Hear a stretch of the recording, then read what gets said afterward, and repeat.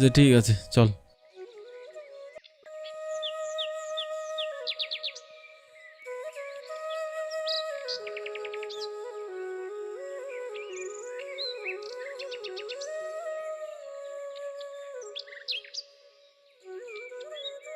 আজ আর হাটে যাওয়া হলো না।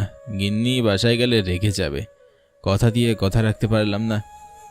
কি করব, বন্ধু সমরেশের বাড়ির ফ্যান তো আমাকে ঠিক করতেই হবে। সন্ধ্যা হয়ে গেল, আর তারপর সে কিছুতেই না খাইয়ে আসতে দিবে না। সাথে অবশ্যই কিছু টাকাও দিয়েছে। এই টাকায় ব্যাগ ভরে বাজার নেওয়া যাবে। আমি নিতাই মিস্ত্রি, টুকটাক ইলেকট্রিক কাজ জানা আছে, আর তাই প্রায় গ্রামের অনেক বাড়িতে আমার ডাক পড়ে। তা দিয়ে মোটামুটি সংসারটা ভালোই চলে। এখন রাতানুমানিক 9টা বাজে। গ্রামের পরিবেশে এখন অনেক রাত। চারিদিকে নিস্তব্ধতা বিরাজ করছে। ঝিঝি পোকার ঝিঝি শব্দ শুনতে শুনতে পথ দিয়ে হাঁটছি।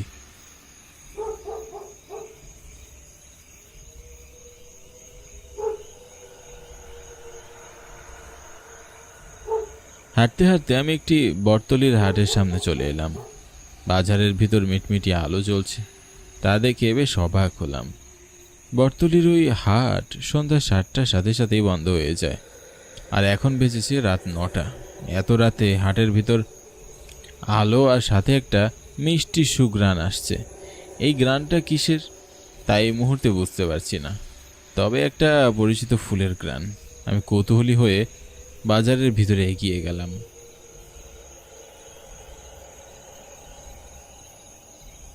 হাটের ভিতরে এসে আমার চক্ষু চড়ক গাছ। পুরো রমরমা বেশি কিনা চলছে হাটে, দেখে বোঝারই উপায় নেই এখন রাত্রিবেলা। সব দোকানদারের দোকান খুলে জিনিসপত্র নিয়ে বসে আছে। যাক, হাট খোলা দেখে আমার মনটা বেশ খুশি হয়ে গেল।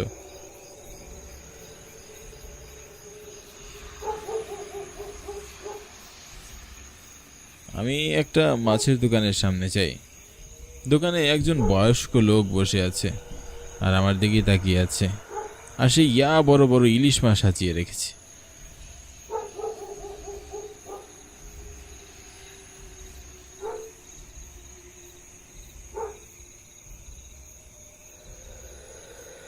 কাকা, আজ কি কোনো বিশেষ দিন?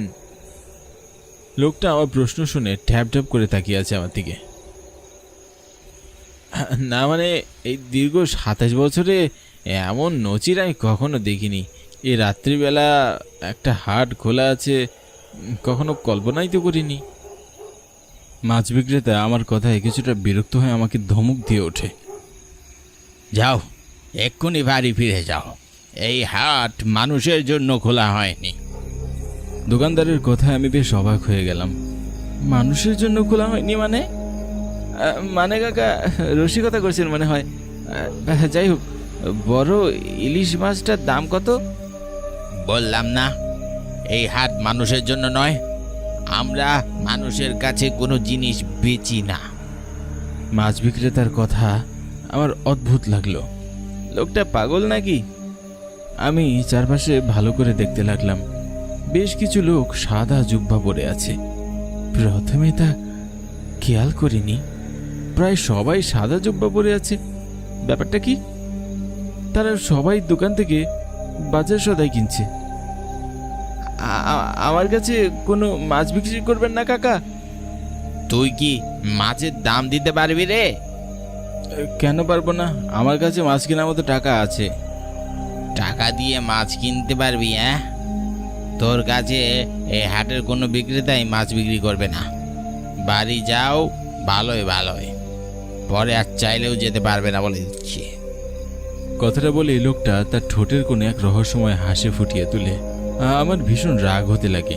এই রাত্রিবেলায় লোকটা আমার সাথে রসিকতা করছে কেন? কেন কাকা, আমার কাছে কোনো জিনিস বিক্রি করবেন না? অন্য খদ্দেরা তো ঠিকই বাজার সদাই কিনছে। তুমি বড্ড প্রশ্ন করো বাচ্চা। তোমাকে একটা কথা কই, শোনো, ভয় পায় না। এই যে সাদা জুব্বা পরা লোকগুলো দেখতে পাইতেছ, এগুলা কোনো মানুষ না। লোকটা আবারও খুব অস্বাভাবিকভাবে হাসতে শুরু করে।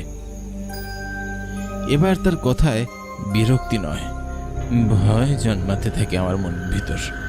খেয়াল করে দেখি আসলেই হাটে যারা বাজার সদাই কিনছে সকলেই সাধারণ মানুষের তুলনায় একটু বেশি লম্বা। হঠাৎ অনুভব করলাম আমার ঠিক পিছনে কেউ আছে। আমি চট করে পিছনে ফিরে তাকাই আর সাথে সাথে আমি চমকে উঠি। আমার ঠিক পিছনে একটা সাদা জুব্বা পরা লোক দাঁড়িয়ে আছে। তার শরীর থেকে এক ধরনের মিষ্টি সুঘ্রাণ ভেসে আসছে। লোকটাও আমার দিকে ড্যাব ড্যাব করে তাকিয়ে আছে। মাছ বিক্রেতা একটা ফ্যাকাশে হাসি দিয়ে লোকটাকে বলে উঠল, আসুন বাবু, আপনার জন্য সব থেকে বড় মাছ রাখছি, নিয়ে নাও। সব মিষ্টি খেতে খেতে অবস্থা খারাপ, মাসে একবারে হাটে বাজার করতে আসি। এইটা আমাকে সৌভাগ্য, আমরা সারা মাসে চেষ্টা করি সব থেকে টাটকা সুস্বাদু মাছ আপনাদের জন্য রাখতে। লোকটা মাছ বিক্রেতার মাথায় হাত রেখে চোখ বন্ধ করে ভিড় করে কি যেন বলতে থাকে।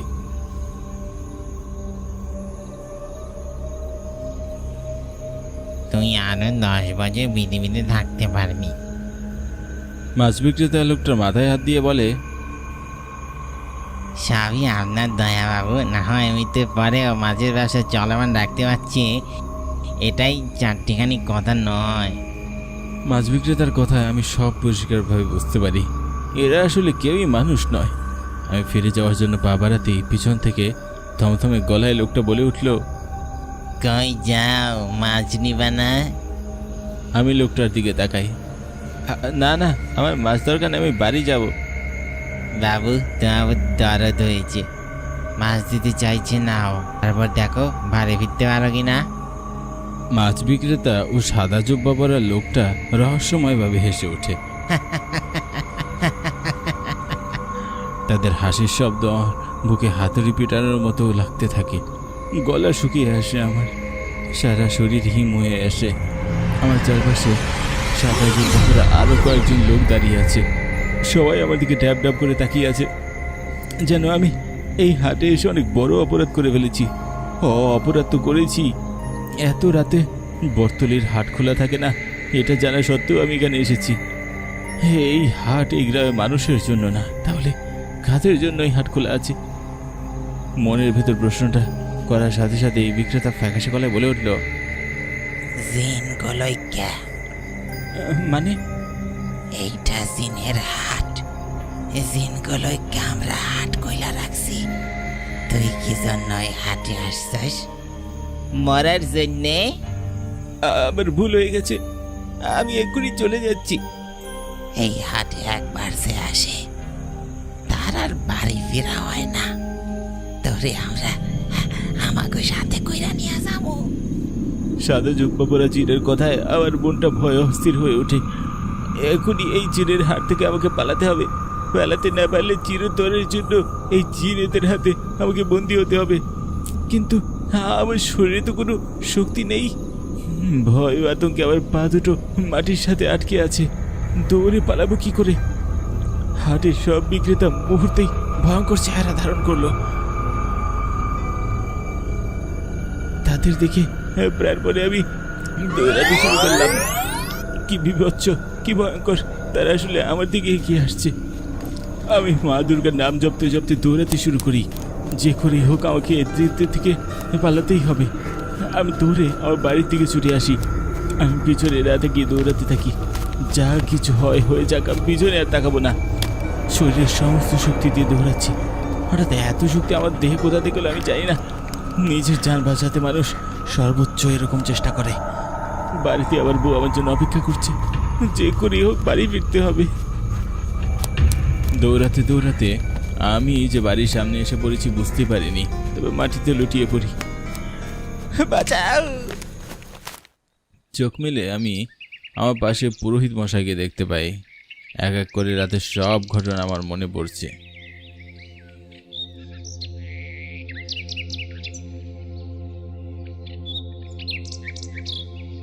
তোমার বউ কল্যাণী আমাকে ডেকে নিয়ে এসেছি। তোমার জ্ঞান ফিরার অপেক্ষাই করছিলাম এতক্ষণ। কি দেখে ভয় পেয়েছো বলো তো শুনি? আমি পুরোহিত মশাইকে সব ঘটনা খুলে বলি। সব শুনে পুরোহিত মশাই রীতিমতো অবাক। সে বলল, শুধু তাই না, এই গ্রামের অনেকেই ওই জিনদের হাতে গিয়ে বিপদে পড়েছে। কেউ ফিরে আসতে পেরেছে, কেউ পারেনি। বটতলার এই হাটে বহু বছর আগে থেকে জিনেদের আসা যাওয়া থাকতো। জেনারা মানুষের ছদ্মবেশে বাজার সরাই, কিন্তু তারপর থেকে তারা এই হাটের বিক্রেতাদের মেরে ফেলে।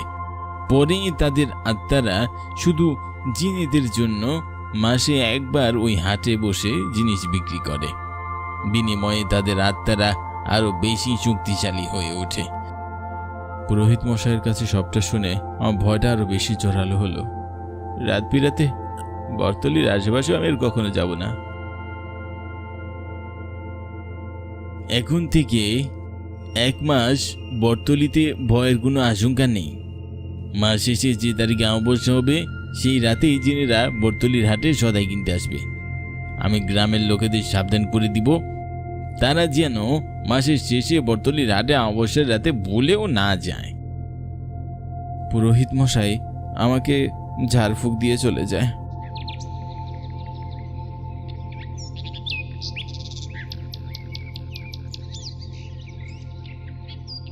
সেদিনের পর থেকে দিনের বেলাতেও আমার বটতলির হাটে গেলে শরীর শিউরে ওঠে, কিন্তু না গিয়েও তো উপায় নেই।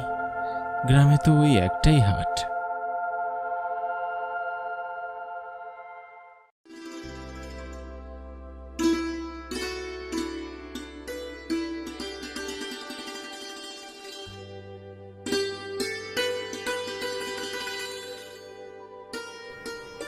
হ্যাঁ জ্যোতি, বলো। একটা সুখবর আছে ভাইয়া। কি সুখবর? আমার বিয়ে ঠিক হয়েছে। আলহামদুলিল্লাহ, শুনে খুবই ভালো লাগছে। তুমি আজই রওনা হয়ে যাও। আমার বিয়ে সব আয়োজন তোমায় করতে হবে। আমার একমাত্র বোনের বিয়ে, আমি না এসে থাকতে পারি? আমি এখনই টিকিট কাউন্টারে যাচ্ছি। টিকিট পেয়ে গেলে রাত 8টা-9টার মধ্যে আমি বাড়ি পৌঁছে যাব। ঠিক আছে ভাইয়া, মা আর আমি তোমার অপেক্ষায় থাকবো।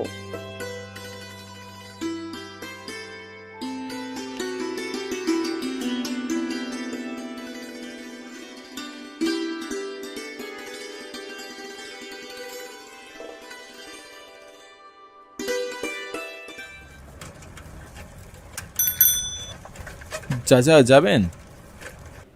কই যাইবেন? কমলাপুর স্টেশনে।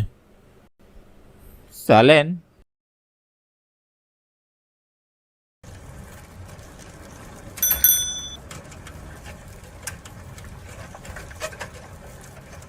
রিক্সা নিয়ে কমলাপুর স্টেশনের উদ্দেশ্যে রওনা হলাম। পায়ে হেঁটে গেলে 20 মিনিটের মতো সময় লাগবে, কিন্তু এত বেশি সময় আমার হাতে নেই। আমার একমাত্র বোনের বিয়ে, সময় মতো গিয়ে হাজির হতে হবে। আমি পারভেজ মাহমুদ, ঢাকা শহরে পড়ালেখার পাশাপাশি একটা ছোটোখাটো চাকরি করি। আজ অফিস তাড়াতাড়ি ছুটি হওয়ায় বাজারের দিকে যাচ্ছিলাম। বাসায় আনাজ শেষ হয়ে গেছে। একা মানুষ বাজার করতে ইচ্ছা করে না। গত 1 সপ্তাহ থেকে ডিম ভাজি করেই যাচ্ছি। এখন আর ডিম ভালো লাগে না। কি কি বাজার নিতে হবে তা মনে মনে একবার ভেবে নিলাম। আর তখনই রিমির ফোন আসে। রিমি আমার ছোট বোন। রিমির বিয়ের কথা চলছে বেশ কয়েকদিন থেকে। অবশেষে বিয়েটা ঠিক হয়েই গেল। বোনের কথা ভাবতে ভাবতে কমলাপুর স্টেশনে পৌঁছে গেলাম।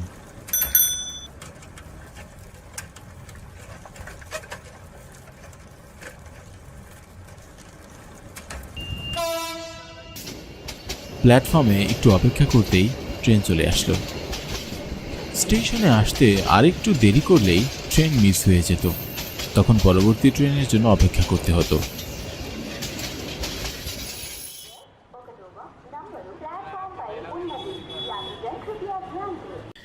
ট্রেনে বসে ভাবছি, বোনটা আমার দেখতে দেখতে কতই না বড় হয়ে গেল। কাল বিয়ে করে চলে যাবে। মা তো একদম একা হয়ে যাবে। একটা ভালো চাকরি পেলে মাকে শহরে নিয়ে আসবো। একা থাকাটা কতটা যে কষ্টের সেটা আমি বুঝি। রাত 8:30 বাজে। ট্রেন আজাদপুর স্টেশনে এসে থামে।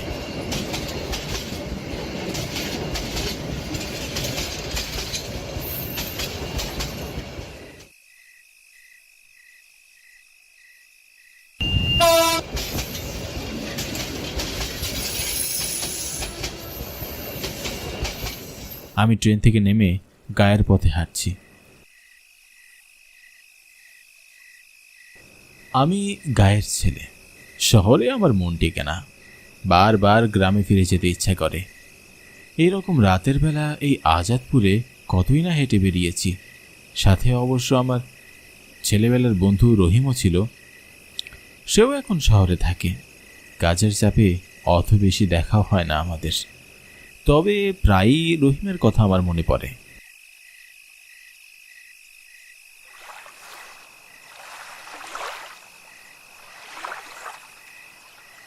স্বর্ণলতা নদীর ঘাটে এসে দাঁড়ালাম। স্বর্ণলতা নদী এই আজাদপুরের সব থেকে বড় নদী। এই নদীর ঘাটে আসলে আমার মনটা খারাপ হয়ে যায়। মায়ের কাছে শুনেছি 10 বছর আগে এই নদীতে এক কালবৈশাখী রাতের বেলা আমার দাদা মাছ ধরতে এসে আর ফিরে যাননি।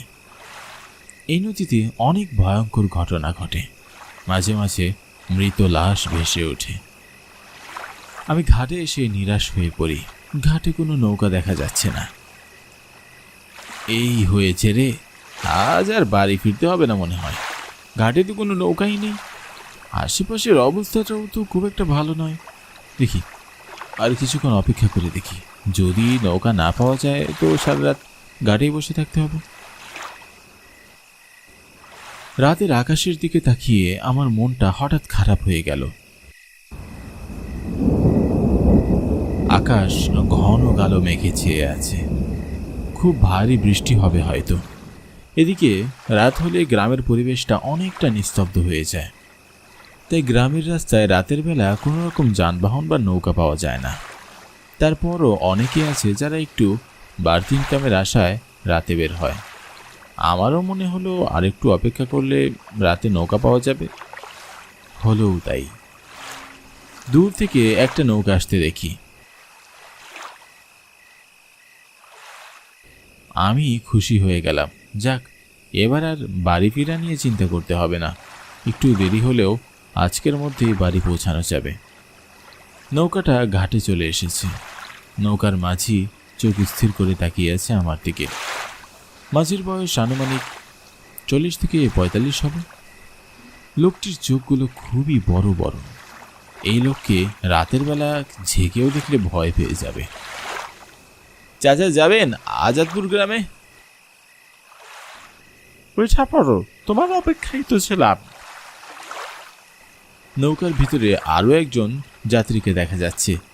একটা মেয়ে বসে আছে, ধবধবে সাদা শাড়ি পরে, আঁচলে মুখ ঢাকা, ঘোমটাটাও টানা, তাই চেহারাটা দেখা যাচ্ছে না।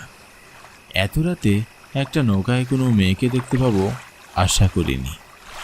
ভেবেছি হয়তো সেই ঘাট থেকে নেমে যাবে, কিন্তু অনেকক্ষণ কেটে যাওয়ার পরও মেয়েটার নামার কোনো নাম নেই। তাই আমি আর অপেক্ষা না করে নৌকায় উঠে গেলাম। আমি উঠতেই নৌকা ছল ছল শব্দ করে চলতে লাগলো।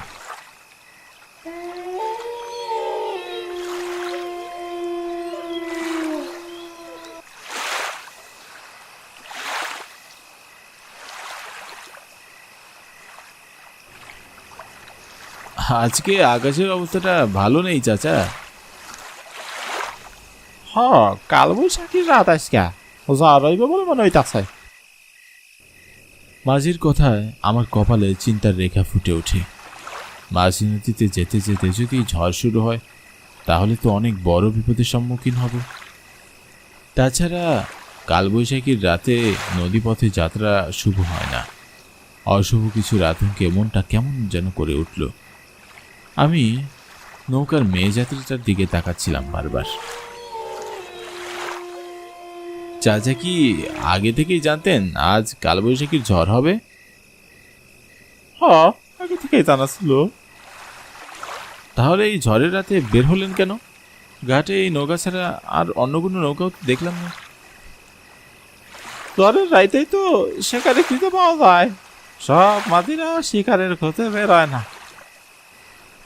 মাঝির কথা আমি তেমন একটা বুঝতে পারলাম না। কি শিকার করার কথা বলছে কিছুতেই আমার বোধগম্য হলো না। আমি চিন্তা করতে লাগলাম, এত রাতে এই মেয়ে কোথায় যাবে? সাথে কেউই নেই। মেয়েটার সাহস দেখে আমি রীতিমতো অবাক।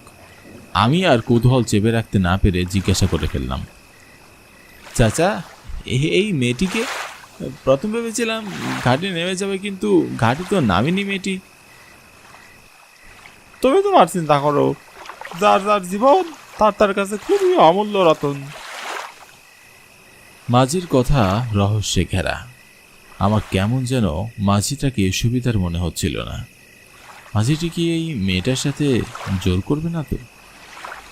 কিন্তু মেয়েটা তো কোনো সারা শব্দ করছে না। আমার ইচ্ছে হচ্ছে মেয়েটাকে গিয়ে জিজ্ঞাসা করতে, এত রাতে মেয়েটা কোথায় যাচ্ছে। কিন্তু মেয়েটা কোনো কথাই বলছে না। মাঝিটি আমার দিকে তাকিয়ে একটা হাসি দিয়ে বলল, মেয়েটি আমার বউ। এই ঝড়ের রাতে আপনি আপনার বউকে নিয়ে বের হয়েছেন? আমার বউয়ের খুব শখ কালবৈশাখীর রাইতে শিকার ধরার। মাঝি সেই তখন থেকে শিকার ধরার কথা বলছে। আচ্ছা, তিনি কি মাছ ধরার কথা বলছেন? কালবৈশাখীর রাতে আমার দাদাও মাছ ধরার কথা খুবই বলতো। খুবই শখ ছিল তার। তার নেশা ছিল রাতে মাছ ধরার। চাচা কি মাছ শিকার করতে বের হন রাতের বেলা? মাছ না, মানুষ শিকার করতে বেরোয়। মাঝির শেষের কথায় হঠাৎ আমার হৃৎপিণ্ড লাফিয়ে ওঠে। কালবৈশাখীর ঝড়ের মতো আমার মনে ঝড় শুরু হতে থাকে। মানে চাচা? কালবৈশাখীর রাত বড়ই মজার রাত। এই রাইতে আমরা স্বামী স্ত্রী মানুষ শিকারে বেরোই। মাঝির কণ্ঠ শুনে আমার মূর্ছা যাওয়ার মতো অবস্থা। শেষের কথাগুলো লোকটার মুখে খুবই কর্কশ লাগছিল। কোনো মানুষের কণ্ঠস্বর এত ভয়ানক হতে পারে না। শেষমেশ আমি কিনা একটা ভূতের নৌকায় উঠেছি। নৌকার মেয়েটির দিকে তাকাতে আমি শিউরে উঠি। ঘোমটা ফেলে দিয়ে মেয়েটা তীক্ষ্ণ চোখে তাকিয়ে আছে আমার দিকে। মুহূর্তে মেয়েটির চেহারা খুবই ভয়ঙ্কর হয়ে ওঠে, যা দেখে আমার সর্বশরীর ভয়ে কাঁপতে থাকে।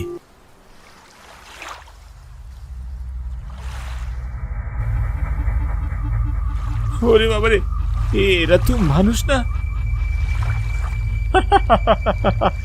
কালবৈশাখীর রাইতে মানুষ পাওয়া বড়ই মুশকিল। কেউ বাড়ি থেকে বাইরে হইতে চায় না। আমার বউরা অনেকদিন ধরে মাছ খাই আছে। আমার অনেক খুশি লাগতেছে। অনেক দিন পর আমরা মানুষ শিকার করছি। বাইচা থাকতে এরকম খাবার পেতাম না, কিন্তু মরণের পর খাবার নিয়ে আর চিন্তা করতে হয় না। কালবৈশাখীর রাইতে আমার বউরার খিদা বেশি বাইরে যায়।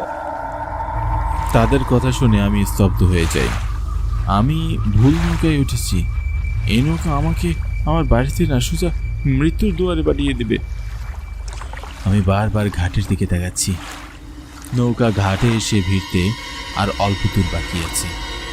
আমি গ্রামের ছেলে, সাঁতার কেটে বাকি পথটুকু চলে যেতে পারবো। কিন্তু এই মানুষকে কেউ স্বামী স্ত্রী কি আমাকে ঘাটে যেতে দেবে?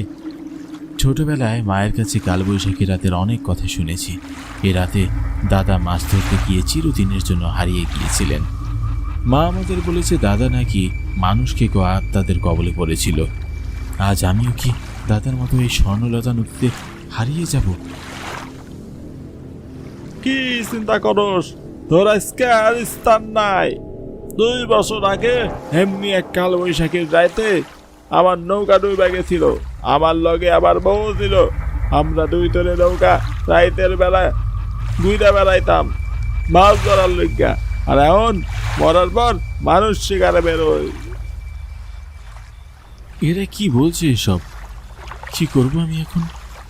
নিস্তব্ধ কালো বৈশাখীর এই রাতে আমাকে কেউ বাঁচাতে আসবে না। মাঝি ও মেয়েটি রাগী দৃষ্টিতে তাকিয়ে থাকে আমার দিকে। তাদের চাহনি দেখে ভয়ে কলিজার পানি শুকিয়ে যায়। আমার 2 পাশে ঘোর বিপদ। কি করব বুঝে উঠতে পারছি না। দাদার মতো আমিও চিরতরে এই মানুষকে আত্মাদের হাতেই মরব। তারা আমার লাশ চিরে চিরে খাবে। আমার লাশটাও আমার পরিবারের কেউ পাবে না।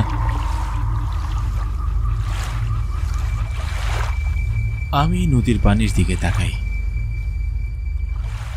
যদি এই ভরা নদীতে লাফতে তাহলে এই মানুষকে অশরীরদের হাতে মরতে হবে না, মরলে পানিতে ডুবে মারা যাবো, তাও এই অশরীরদের হাতে মরবো না। মানুষকে এই আত্মাদের হাত থেকে আমাকে যে করেই হোক বাঁচতে হবে। নদীতে ঝাঁপ দেওয়ার পরে অনেক কষ্টে আমি উপরে উঠি। তারপরে ভয় আর ক্লান্তিতে জ্ঞান হারিয়ে ফেলি।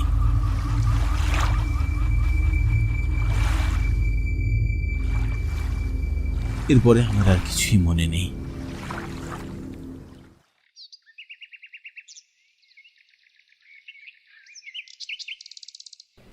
জ্ঞান ফেরার পর আমি আমাকে একটা বাড়ির ভিতরে আবিষ্কার করি। ভালোভাবে লক্ষ্য করতেই দেখি এটা আমার বাড়ি। আমার মা বোন আমার কাছে আসে। তারা আমাকে বলে আমি নাকি স্বর্ণলতা নদীর ঘাটে জ্ঞান হারিয়ে পড়েছিলাম। তারা আমাকে খুঁজতে গিয়ে ঘাটের মধ্যে পড়ে থাকতে দেখে। আমি মাও আমার বোনকে রাতের বেলা সব ঘটনা খুলে বলি। সেই রাতে আমি বেঁচে গিয়েছি, কিন্তু যে পরিমাণে ভয় পেয়েছিলাম তা ভাবলে এখন আমার শরীরের লোম দাঁড়িয়ে যায়।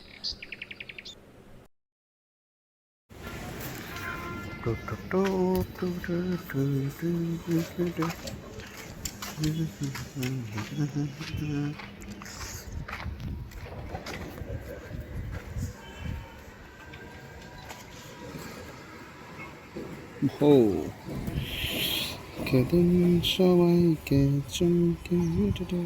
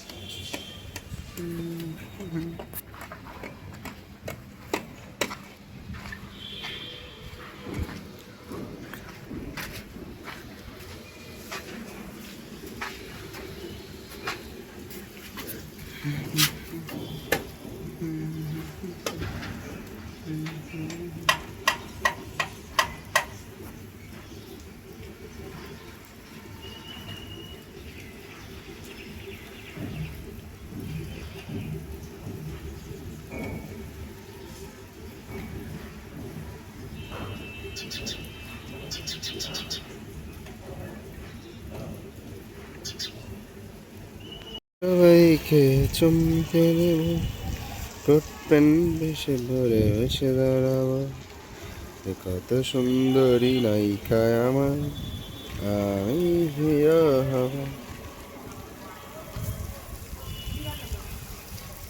যা খুশি তাই, ইচ্ছা ইচ্ছা।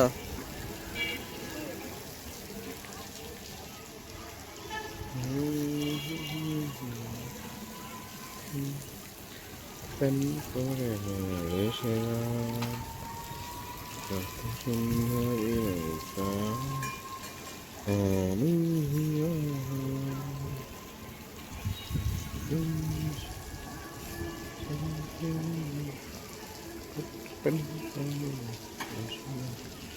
ওই যে দুজন লোক হাঁটিয়ে হাঁটিয়ে যাচ্ছে, বাপ কা বেটা বেটা কা বাপ। এই এই এই আনটা হোন্ডা চলে গেল মনে হইল। একটা দুইটা অটো রিক্সা আসতেছে, এখানে শরীফ নামের এক ভদ্রলোক আসতেছে দিক দিয়ে।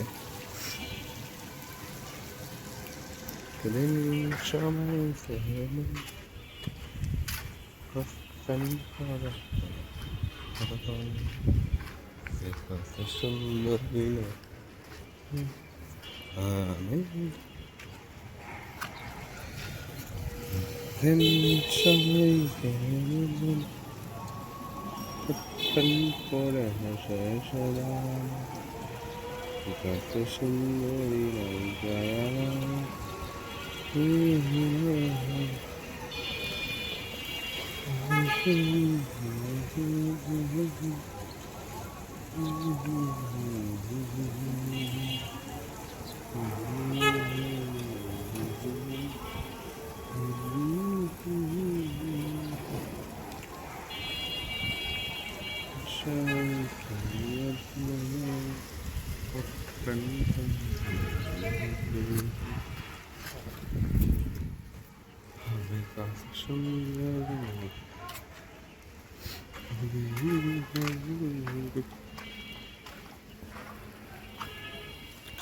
বাগান কৃষি, বাগান কৃষি।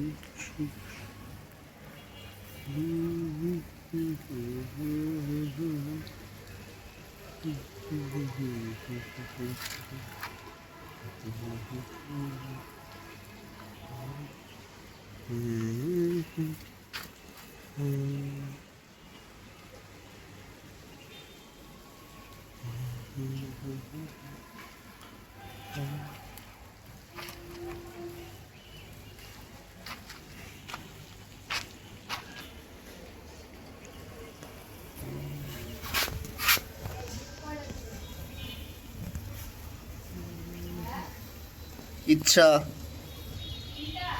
ইচ্ছা ইচ্ছা তোমার দাও।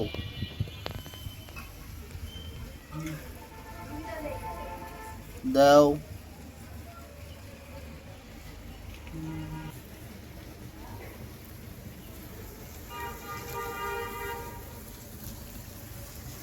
আমরা আছি এখন ঘন জঙ্গলে।